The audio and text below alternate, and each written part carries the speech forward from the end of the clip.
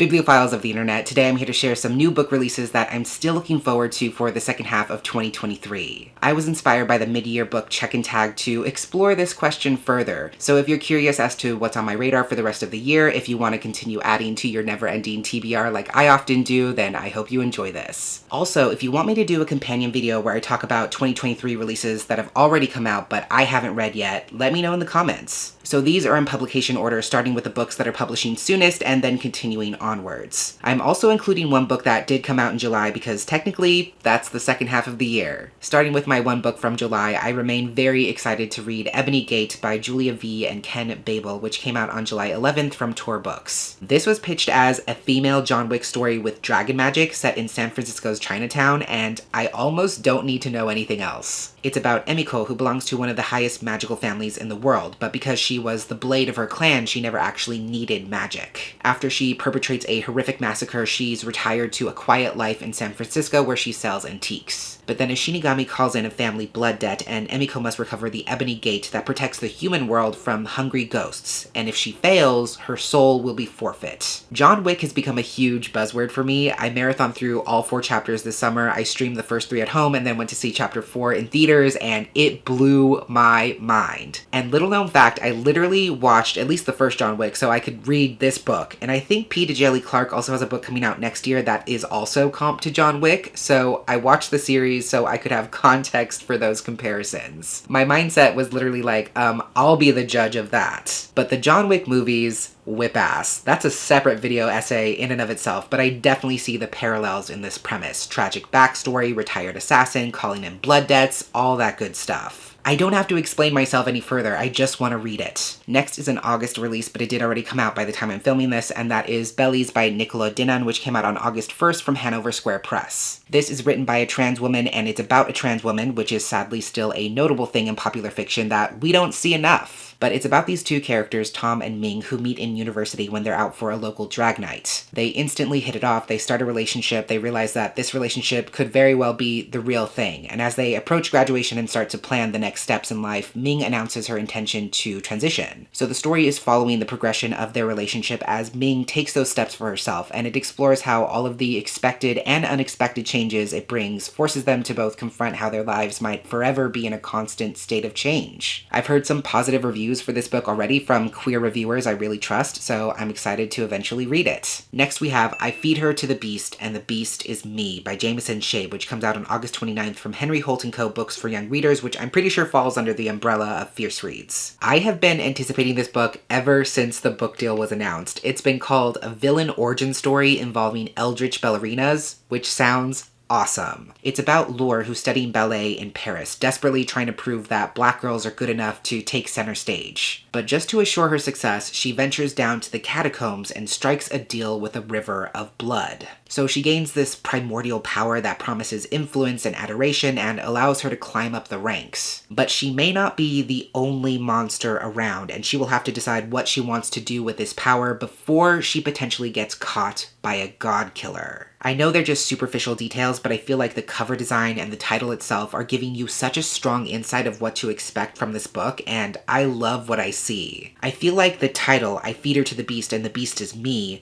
is already a poem all by itself. Other than that, this touches on everything I want from a horror story. It's promising strong, quote-unquote, unlikable, destructive characters. It has that aspect of social commentary of having to choose between fighting for scraps or risking parts of yourself in order to gain some kind of status. It seems like it's going to be a celebration of monstrous girls, specifically monstrous black girls, and just openly sitting in that discomfort and complexity, which I love. I'm super psyched to read this. Next, we have an indie title I can't wait for, which is Love Me Now by R.M. Virtues, the 4th book in the Gods of Hunger series, and the 4th book comes out on August 30th. In a nutshell, the Gods of Hunger series is an adult queer erotica series that takes these contemporary versions of Greek gods and places them in this closed urban world that's basically centered around the drama and politics of this gambling district. This installment is about Patroclus and Achilles. I don't even know how it ties into the overarching plot of the first 3 books, or if it does, I almost don't need to know. It's almost not even relevant. Achilles, who I'm pretty sure has made appearances as the head of security in Chaos Falls throughout the series, discovers that his childhood friend Helen has gone missing. So when he's presented with a mission to go find her and bring her back home, he accepts. Listen, I've been on the Song of Achilles train since day one, and while I do not expect the story to be that one in any way, shape, or form, I'm very excited to see what RM Virtues has in store for Achilles and Patroclus. Next is another indie title that should not come as a surprise to anyone, and it's Wolf Willow Witch by Freydis Moon, which comes out on September 4th. This is the second book in the Gideon Testament series, which is a trilogy of companion novellas that are all queer horror stories. This one is a queer horror romance about Norse magic, thievery, and necromancy. It's about Taylor Nilsson, who stumbles across an abandoned corpse hidden in her friend's empty house, which is emanating a really sinister energy. So using ritualistic magic, Taylor actually summons a goddess of death who grants her an audience. But raising this corpse from the dead is proving to be problematic, and the corpse itself has a very strong grasp of demonology, which results in a horrific struggle for dominance between the two sides. When a mysterious neo-church arrives in town, Taylor catches wind of a rare relic that might just shift the tide if she and her warden spirit can somehow obtain it. Heart Haunt Havoc, the first book in this series, has already become one of my favorite books of the year. It was creepy and unsettling, but also deeply romantic and cathartic, and I just love the combination of all those things. I do have an e-arc for Wolf Willow Witch that I plan to read very soon. Honestly, I have no idea what the second book has in store, but I can't wait to find out. Right on its heels, September 5th, we finally get The Spirit Bares Its Teeth by Andrew Joseph White. This is his much-awaited sophomore release after his incredible debut, Hell Followed With Us. Even though they have similar design styles, these two books are completely unrelated. This one is its own standalone queer YA horror story set in London during the 1880s, and it follows a closeted autistic trans boy named Silas. He is part of a spirit communing society made up of speakers and violet-eyed mediums. Because it's the 19th century, there's a belief that violet-eyed women cannot become mediums or speakers themselves and are only fit to be married off and breed other potential mediums and speakers. So because he is seen as a young girl, Silas is set to be married off by the end of the year, but after attempting to escape this marriage, Silas is diagnosed with veil sickness and sent to a sanatorium for aggressive treatment. I actually read this one recently. It is incredible. It very much lives up to the astronomically high bar that Andrew Joseph White set with Hell Followed With Us. If that was his trans rage book, then The Spirit Bares Its Teeth is his trans disabled rage book that provides that same marriage of gruesomeness and catharsis. Definitely check trigger warnings on this one. There's a lot of stuff about forced pregnancy, rape, child abuse, severe medical trauma, graphic body horror, rampant ableism and transphobia, all that stuff, so please read with care. But boy howdy, does this story pack a punch. That's all I'm gonna say about it for now. It is sensational. Believe the hype, especially if you loved Andrew's first book or if you still have it on your radar. You don't want to miss this. My one notable September release is The Death I Gave Him by MX Liu, which comes out from Rebellion Publishing on September 12th. This is a queer sci-fi retelling of Shakespeare's Hamlet, told as a locked room thriller. And again, hats off to the marketing team on this one because that is a very powerful string of words. It follows Hayden Litchfield, whose father has just been murdered in their lab where they've been researching what they call the Sisyphus formula, this formula that might one day reverse death itself. So attempting to lure the killer out into the open while the lab is on lockdown, Hayden steals the research and discovers a hidden recording that his father made, conveying his dying wish that he be avenged. Listen, thrillers are not some of my most read books, historically speaking. I have read a few really good ones, but they have to have a really good hook. And good lord, does this book have a really good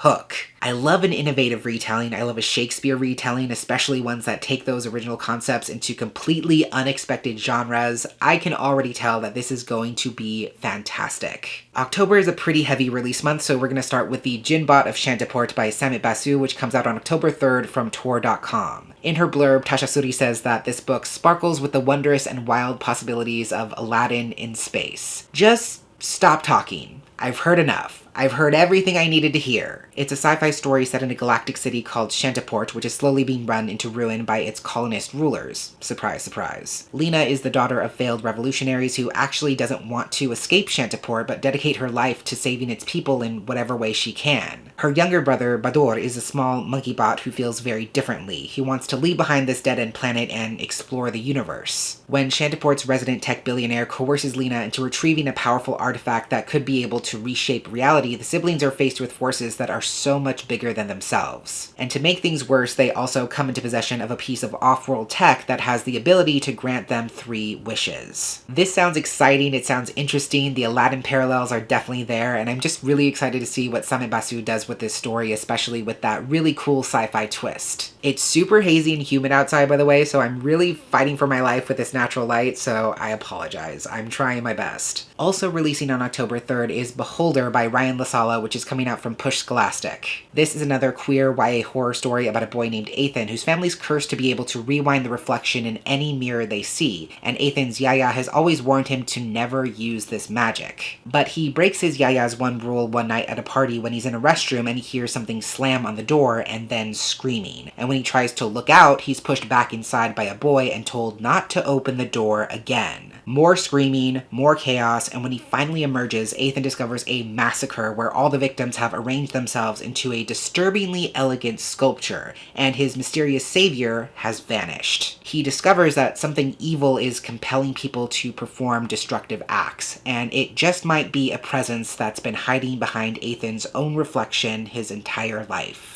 I've read every single one of Ryan LaSala's books, and they've all been mind-blowing in their own special ways. Ryan has proved that they have an incredible range when it comes to executing really ambitious literary visions time and time again. I'm so happy they're continuing in the horror space after The Honeys, because I think that space can and does really benefit from the incredible way that Ryan's mind works. What they're able to do in their writing is unlike anything else. Then on October 10th, we have Wrath Becomes Her by Aidan Polydorus, which sadly is one of the last few titles that is going to be published by Inkyard Press. This is a historical Jewish fantasy pitched as Frankenstein meets Inglourious Bastards, and it sounds like an epic tale of revenge. It's set in Lithuania in the 1940s, following a grieving father after his daughter is killed by Nazis. And while he can't bring her back from the dead, he can use ancient magic to create a golem in her image. This golem, Vera, is created to be a Nazi killer, and when she awakens, she can feel every inch of her violent purpose, but she can also feel glimpses of the stolen human life that she was meant to imitate. So she's torn between following the path laid down before her or potentially discovering a life beyond what she was initially made for. I really love the final line of this official synopsis, which says, Vera will need more than what her creator gave her, not just a reason to fight,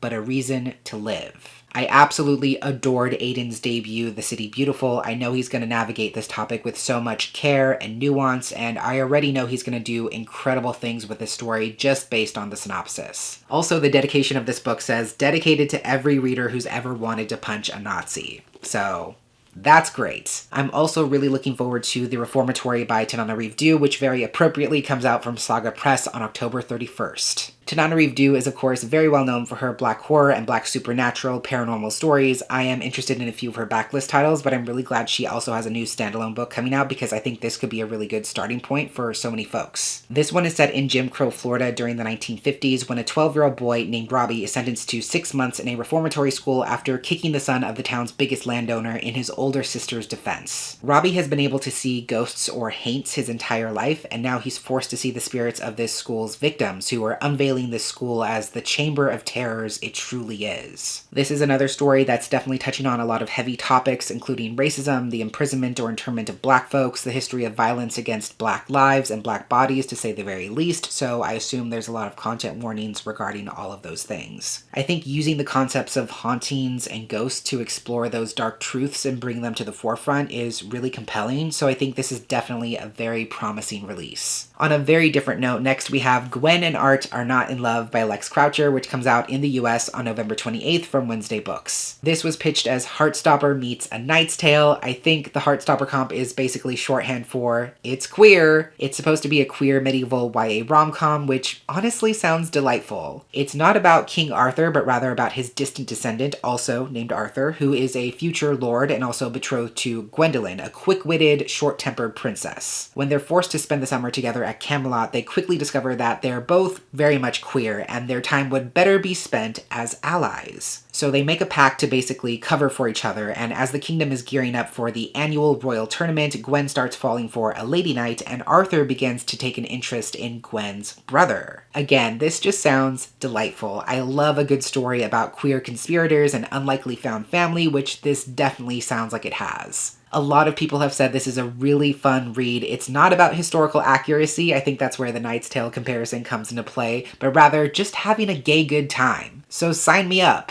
Last but certainly not least, November 28th is a big day for Wednesday Books because they're also hitting you with Godly Heathens by H.E. Edgman. I am going to put down this bound manuscript because it doesn't have the beautiful cover, and the beautiful cover deserves to be seen. This is the first book in H.E. Edgman's new duology. It's a contemporary fantasy story about a non-binary Seminole teen named Jem who doesn't know that they're actually a reincarnated god. When Jem is attacked by a stranger claiming to be the goddess of death, it comes to light that Jem is indeed a reincarnated god who may or may not have made enemies of the entire pantheon in their past life. Powerful enemies who have not and will not forget what Jem has done. I have already read this. It was one of the first books I read in January, which is a little bit unhinged of me, but honestly, one of my best life choices. When I tell you that you are not ready for what H.E. Edgman has in store, I mean that with the utmost sincerity. There is no way to prepare yourself for Godly Heathens, but it is something that you absolutely need to experience. It is like one of the most raucous, unhinged, manic journeys to self-discovery and reclamation of power and monstrosity that I have ever read. It's messed up, it's electric, it's fast-paced, it's incredibly satisfying on so many levels, and we already have a cover, a synopsis, and an early 2024 release date for book 2, so trust me when I say you definitely want to get on this release. So those are just a few releases I'm still anticipating for the second half of 2023. Again, this is not a complete list by any means, but I'm super stoked for each and every one of these. If you're also looking forward to any of these titles, if you read them already, if you're now putting them on your radar, if you know of any others that deserve some more love and attention, let me know down below in the comments. But that's everything I had to share for today. Thank you so much for watching, and until next time, educate yourself, be kind to yourself, take care of yourself, and I'll catch you on the flip side of the page.